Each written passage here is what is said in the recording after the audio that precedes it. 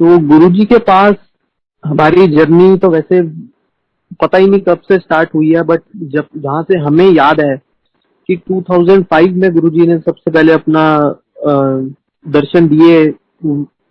मतलब हम तो अपने आप को कुछ लायक भी नहीं समझते थे कि कभी भगवान के महाशिव के दर्शन भी हो सकते थे, और ऐसा कभी सोचा भी नहीं था कि कभी साक्षात भगवान मिल जाएंगे। लेकिन 2005 में कुछ ऐसे सर्कमस्टांसेस बने कि एम्पायर स्टेट जाने का मौका मिला।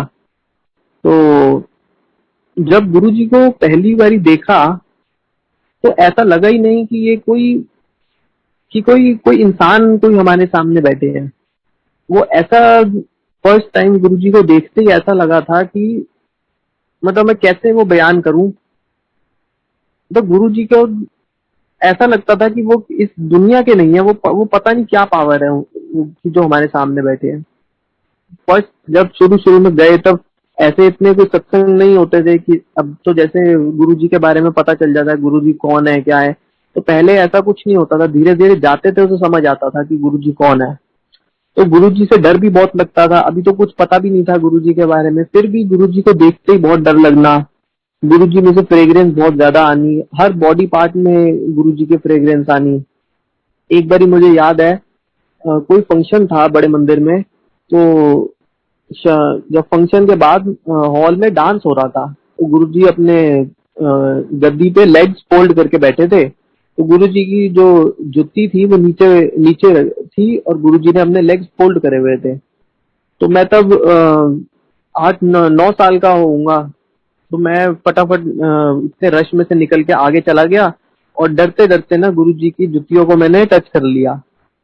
और मैं टच करके सीधा म्यूजिक रूम से बाहर चला गया, क्योंकि बहुत डर लगता था गुरुजी से, गुरुजी कहीं डांट ना दे, कुछ कह ना दे। तो मैं बाहर चला गया, तो बाहर जाके मैं देख रहा कि गुरुजी की फ्रेग्रेंस कहाँ से आ रही है। तो मैं इधर उधर देख रहा कि बहुत स्ट्रॉन्ग फ्रेग्रेंस आ रही है गुरुजी की कहीं से। मैंने अपने हैंड को देखा, मेरा लेफ्ट हैंड था। मैं बस टच करके गुरुजी के जुतियों को बाहर आया, और वो आधे 1 घंटे तक मेरे हाथ में से गुरुजी की फ्रेग्रेंस आती रही। तो ये चीजें ना बहुत वो लगती थी कि ये कैसे हो सकता है कि कोई, पहले तो लगता था कि पता नहीं ये फ्रेग्रेंस आती कहाँ से है। वो तो धीरे धीरे समझ आया, सत्संग सुने कि गुरुजी कहते थे कि ये तो सचखंड का प्रसाद है, ये तो मैं ऊपर से मंगवाता हूँ। तो ऐसे ही धीरे धीरे गुरुजी के ऊपर विश्वास बनता गया। मंदिर आना शुरू हुए तो पता चला कि बड़ा मंदिर भी गुरुजी मंडे के मंडे खुलता है, तो सेवा के लिए जिसको भी जाना है वो जा सकता है। तो हमने भी फिर धीरे धीरे एम्पायर स्टेट भी जाते थे तो बड़ा मंदिर भी आना शुरू कर दिया। तो जहां पर गुरुजी की समाधि है आज, वहां पे पहले गार्डन था। तो मैं, मेरी मदर और मेरी मासी उस दिन मंदिर आए हुए थे। मुश्किल से 15 20 संगत होती थी जो सिर्फ सेवा के लिए आते थे। और जो पूरा मंदिर वॉश करना, उसके बाद सारा अंदर हॉल साफ करना, बस ये सेवा होती थी। और उसके बाद अपना 8 बजे मंदिर बंद हो जाता था। तो जब 8 बजे आज्ञा लेने का टाइम आया, तो हम सारे आज्ञा लेके मंदिर से बाहर ही निकल रहे थे। तो एकदम से एक आंटी ना शिवलिंग की तरफ इशारा करके बोलती कि वो देखो शिवलिंग पे क्या हो रहा है। तो जो शिवलिंग पे, जहाँ पे वो 3 लाइंस हैं, उसके नीचे जो स्टार्स थे, वो ऐसे लग रहा था टूट के स्टार्स वहां पर गिरे हुए हैं। और इतनी ज्यादा रोशनी हो गई शिवलिंग में, जैसे नीचे बहुत सारी हाइलोजेंस लगा दी हो किसी ने। उस टाइम पे इतनी लाइट भी नहीं होती थी पूरे एरिया में भी, और मंदिर में भी। जैसे अब तो स्ट्रीट लाइट्स लग गई मंदिर के अंदर भी, तो पहले ऐसा नहीं था। तो इतने अंधेरे में वो इतनी सुंदर लग रही शिवलिंग, और शिवलिंग के अंदर ही 1 फुट लंबी जोत प्रोड्यूस हो गई, शिवलिंग के अंदर जल रही 1 फुट लंबी जोत। तो माली भैया फटाफट आए। हमारा तो फर्स्ट टाइम था ऐसा कुछ एक्सपीरियंस करने का, तो हम तो बहुत ज्यादा हैरान हुए कि ये क्या हो रहा है। पहले तो समझ ही नहीं आ रहा था कि ये हो क्या रहा है यहाँ पर। तो फटाफट माली भैया आए, उन्होंने सबको बाहर निकाला मंदिर से कि चलो चलो मंदिर बंद करने का टाइम हो गया। तो हम जैसे ही मंदिर के बाहर हमने कदम रखा और पीछे मुड़ के देखा शिवलिंग को, तो शिवलिंग बिल्कुल नॉर्मल, ना वहां पे स्टार्स थे ना वहां पे जोत थी। हम दोबारा अंदर चले गए, दोबारा अंदर जैसी पैर रखा तो वहां पे सब कुछ दिख रहा, वो स्टार्स भी दिख रहे, शिवलिंग और वो जोत भी दिख रही। तो माली भैया ने फटाफट सबको बाहर निकाला, हम वापिस आ गए। तो जोन सी आंटी को सबसे पहले दिखा ना, जिन्होंने हमें सबको इन्फॉर्म किया कि वो देखो शिवलिंग पे क्या हो रहा है, वो मेरे को कुछ सालों के बाद मिली उस इंसिडेंट के। तो उन्होंने बताया कि जब मैं फर्स्ट टाइम गुरुजी के पास गई ना इस इंसिडेंट के बाद, जैसे मंडे को ये हुआ, तो शायद थर्सडे या फ्राइडे जब भी गुरुजी के पास एम्पायर स्टेट गई आंटी, तो फर्स्ट बोले मैंने अभी अंदर कदम ही रखा एम्पायर स्टेट, और गुरुजी एकदम से मेरे को देख के बोलते कि तारे आंधी पई रोशनी जी, जिसे गुरुजी ने दर्शन देते। तो बड़ी हैरानी होती थी बात है ये सुन के कि पता नहीं ये चीजें कैसे हो रही हैं, लेकिन जब अपने साथ एक्सपीरियंस होनी शुरू हुई तो पता लगा कि ये कोई नॉर्मल इंसान नहीं है, नॉर्मल संत नहीं है, ये तो महापुरुष है। महापुरुष भी क्या है, तो महाशिव है। तो गुरुजी ने अपने शिव रूप के दर्शन भी मुझे, मतलब कई बारी, 3-4 बारी गुरुजी ने अपने शिव रूप के दर्शन भी मुझे कराए। और एक बारी मुझे याद है, मेरी मदर को अभी रिसेंटली 2014 में हार्ट अटैक हुआ। तो मेरे ब्रदर का सगन था, उसी टाइम, उसी दिन मतलब रात को मेरी मदर को हार्ट अटैक हुआ, लेकिन वहां फंक्शन में उनको पता नहीं चल रहा था कि उनको क्या हो रहा है। तो अगले दिन मंडे था, हम मंदिर आए, मंदिर से हम वापस जाते जाते हमने एक ईसीजी कंडक्ट करवा ली मदर की। तो मंदिर से हम वापस आए तो हमने एक ईसीजी करवाई, तो उसके अंदर वो ग्राफ उसका ठीक नहीं आया। तो जो लैब टेक्नीशियन था वो स्पेशली बाहर बोलने आया कि आप इनको ना इमीडिएटली किसी कार्डियोलॉजिस्ट को दिखाओ। तो हमने कार्डियोलॉजिस्ट को दिखाया, उसने बोला कि इनको तो एक हार्ट अटैक आ चुका है और दूसरा रिसेंटली अभी चल रहा है, तो आप इनको इमीडिएटली हॉस्पिटलाइज कराओ। तो उनको बीएल कपूर में वहाँ पे हॉस्पिटल, उस टाइम पे चिकनगुनिया बहुत ज्यादा चल रहा था, तो बेड्स की बहुत ही ज्यादा प्रॉब्लम थी।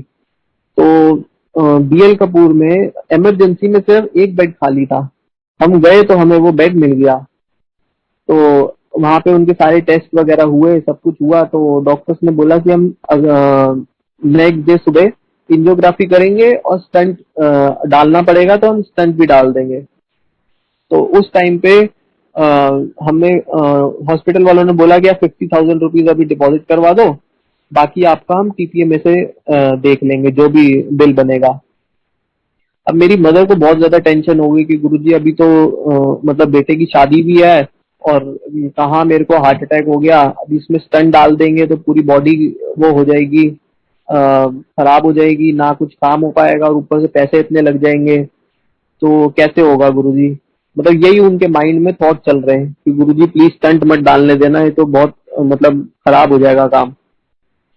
तो अगले दिन जब इनकी एंजियोग्राफी हुई, तो जब डॉक्टर जा रहे थे एंजियोग्राफी करने, उन्होंने बोला कंसेंट लेने के लिए कि अगर हमें लगा तो हम स्टंट्स भी डाल देंगे साथ में। तो हमने बोला ठीक है, जैसे आपको ठीक लगे। तो वो जब एंजियोग्राफी करके बाहर आया डॉक्टर, वो बोलता कि मैंने अपनी लाइफ में इतना स्ट्रांग हार्ट आज तक किसी का नहीं देखा। और वो बोलता कि हमने जैसे ही एंजियोग्राफी के लिए वायर डाली अंदर, तो जितनी ब्लॉकिंग थी वो अपने आप ही खुल गई और हमें स्टंट डालने की जरूरत ही नहीं पड़ी। तो ये बात सुन के भी एक तो बहुत ज्यादा खुशी हुई और हैरानी भी बहुत हुई कि मतलब बीएल कपूर जैसा हॉस्पिटल जिसने एंजियोग्राफी के लिए अंदर वो डाली वायर और स्टंट नहीं डाले, क्योंकि नॉर्मल सुनने में आता है कि ये तो वायर डालते हैं तो स्टंट तो साथ में ही डाल देते हैं। तो बड़ी हैरानी की बात हुई। तो जब मदर को शिफ्ट किया नॉर्मल रूम में, तो उन्होंने मेरे ब्रदर को बोला कि जरा एक बार ना टीपीए पर ना देख कर आ कि अभी तक कितना बिल बन गया है। तो वो पता करके आए सारा, उन्होंने बोला कि अभी तो 25,000 रुपये बना है बिल, 16,000 रुपये उसका टेस्ट का वो था, बिल था एंजियोग्राफी का, और बाकी सारा मिसलेनियस जो वो है। तो मेरी मदर ने बोला चलो ठीक है, फिर तो 50,000 के अंदर अंदर ही हो जाएगा सब कुछ, तो जरूरत ही नहीं पड़ेगी। लेकिन फिर भी हमने टीपीए के लिए अप्लाई कर दिया था, जो इंश्योरेंस के लिए था। नेक्स्ट डे मेरी मदर को छुट्टी होनी थी। जब छुट्टी हुई तो वो टीपीए में ना बहुत ज्यादा टाइम लगा रहे थे, मतलब 1-1.5 घंटा हो गया डिस्चार्ज हुआ, लेकिन वो डिस्चार्ज स्लिप नहीं दे रहे थे। तो मैं और मेरे फादर गए वहां पर, बड़ी देर खड़े रहे। बड़ी देर खड़े होने के बाद उन्होंने हमें बिल दिया। तो हमने देखा, उन्होंने हमसे हमने पूछा कितना बिल है, वो कहते 13,000 रुपये। तो हमने बोला 13,000 रुपये, तो माइंड में तो था कि 25,000 तो कल तक था। तो उन्होंने बोला पता नहीं 13,000 रुपये है, जिसमें से 11,000 रुपये आपका इंश्योरेंस से आ गया है और 2,000 रुपए सिर्फ आपको बाय हैंड देने हैं। हमने सिर्फ 2,000 रुपए बाय हैंड दिए और 50,000 की पूरी गड्डी उन्होंने हमारे हाथ में वापस रख दी। आप ये देखो, ये बीएल कपूर जैसा हॉस्पिटल जिसके अंदर 4 दिन रह भी लिए, एंजियोग्राफी भी हो गई, सारे टेस्ट हार्ट के हो गए, रूम का एक्सपेंस मिला के सब कुछ, सिर्फ हमें हाथ से 2,000 रुपए दिए और हम घर वापस आ गए।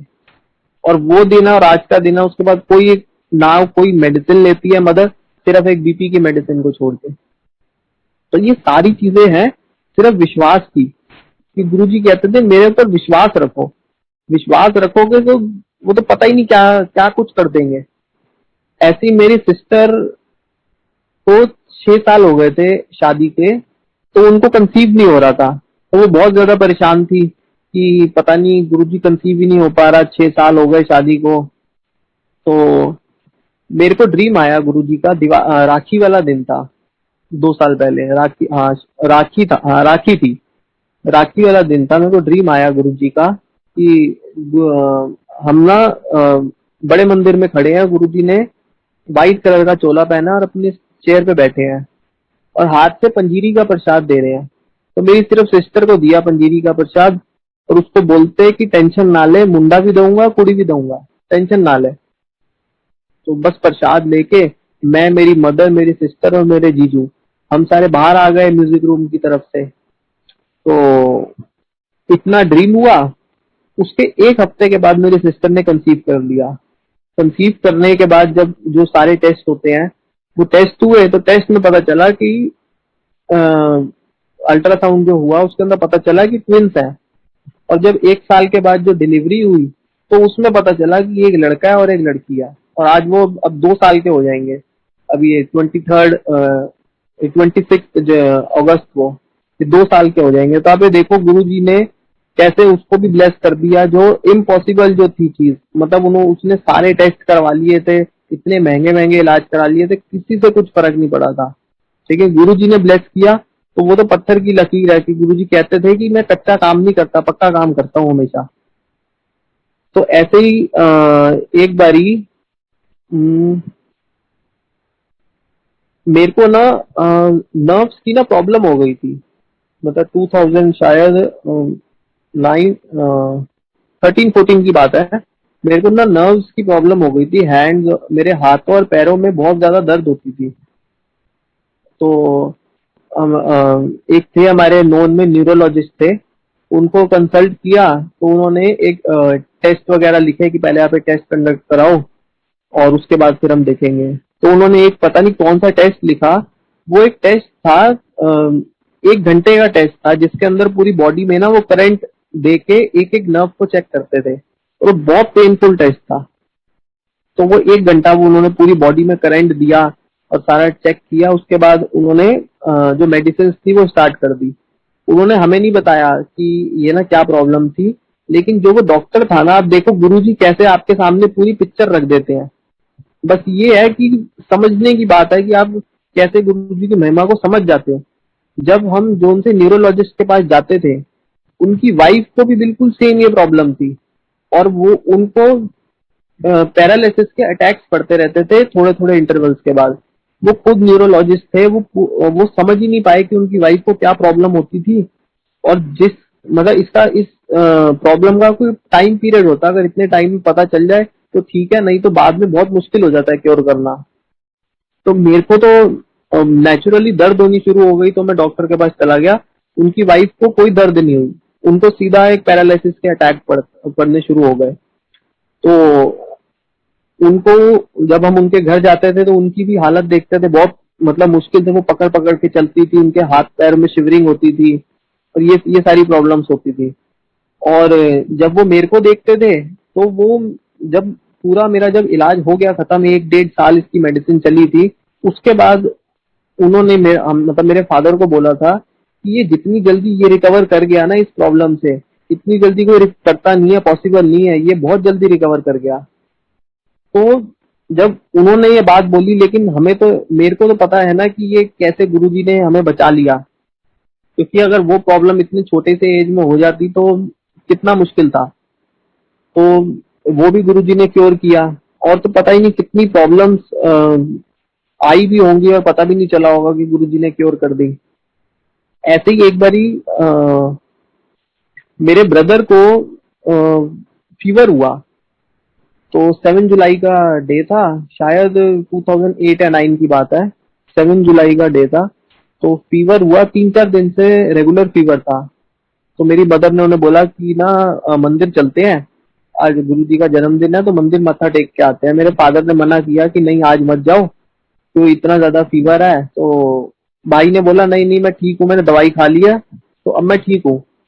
तो मेरी मदर कार ड्राइव करके मंदिर ले गई। उस टाइम पे इतना पार्किंग की प्रॉब्लम नहीं थी, तो वो कार ड्राइव करके ले गई अंदर मंदिर में। तो जैसे ही ब्रदर ने अंदर कदम रखा मंदिर में, उनको एकदम से प्रॉब्लम शुरू होनी, मतलब कोई कुछ प्रॉब्लम होनी शुरू हो गई। तो वो उन्होंने जल प्रसाद पिया तो और ज्यादा तबीयत खराब हो। उसके बाद शायद वहां पे थी वो कुल्फी थी, और वो थी लंगर में कुल्फी थी, वो खाई तो उससे और ज्यादा प्रॉब्लम हुई। तो उन्होंने फटाफट, मेरी मदर ने हम सबको वहीं मंदिर ही छोड़ा और ब्रदर को अकेले कार में बिठा के वापस घर पे ले आई। तो वो पूरे रास्ते ना वॉमिटिंग करते हुए आए ब्रदर, पता नहीं उनको एकदम से क्या हो गया, समझ नहीं आई। तो उन्होंने फादर को फोन किया, उन्होंने डॉक्टर से दवाई लेके फटाफट रखी घर पे। रात को 1-2 बजे ये वापिस आए। तो मम्मी ने बोला भाई को कि आज आप मेरे रूम में ही सो जाओ। तो वो वहीं पर सो गए। रात को 2-3 बजे मेरे ब्रदर एकदम से उठे, उनको जैसे खांसी हुई, अनइजीनेस सा कुछ हुआ। वो उठे, सामने देखा तो गुरुजी खड़े हुए, पूरी मतलब गुरुजी की शेडो सामने, बिल्कुल गुरुजी की शेडो खड़ी हुई, मतलब गुरुजी खड़े हुए। तो वो एकदम से मतलब घबरा गए कि गुरुजी कहाँ से आ गए। और एकदम से जय गुरुजी उनके अंदर से निकलना शुरू हो गया। और ऐसा लग रहा उनको कि जैसे गुरुजी कुछ ना अंदर से कुछ पुल कर रहे हैं, कुछ उनके अंदर से कुछ चीज निकल रही है। तो उन्होंने मम्मी को भी आवाज दे रहे कि मम्मा उठो, देखो सामने गुरुजी खड़े हैं। लेकिन मदर तो ऐसे कि जैसे उनको कुछ सुनाई नहीं दे रहा। तो थोड़ी देर के बाद, 5 मिनट के बाद, जितनी देर के भी बाद गुरुजी गए, चले गए, तो मेरे ब्रदर उठे और पूरे पसीनों पसीन, पूरे पसीने में भीगे हुए। एसी चल रहा था और वो उनको एकदम से पूरे पसीनों पसीन हो गए। तो एकदम से उठे और मेरी मदर को बताया कि मम्मा मेरे को ना बहुत ज्यादा वो हो रहा है, पसीने आ रहे हैं। तो उन्होंने बोला कोई बात नहीं, दवाई खाई हुई है ना, अभी ठीक हो जाएगा। फिर उन्होंने बोला मम्मा गुरुजी आए थे। वो फिर एकदम से उठ के बैठ गए कि गुरुजी आए थे। तो वो दिन और आज का दिन, वो पता ही नहीं चला कि क्या प्रॉब्लम थी, क्या गुरुजी निकाल के ले गए। तो ऐसे ही इतने बहुत सत्संग हैं गुरुजी के। आप और कभी मौका मिलेगा तो मैं जरूर शेयर करूंगा। अब तो टाइम हो गया है शायद, तो जय गुरुजी। शुक्राना तेरा शुक्राना, शुक्राना तेरा शुक्राना, शुक्राना तेरा शुक्राना।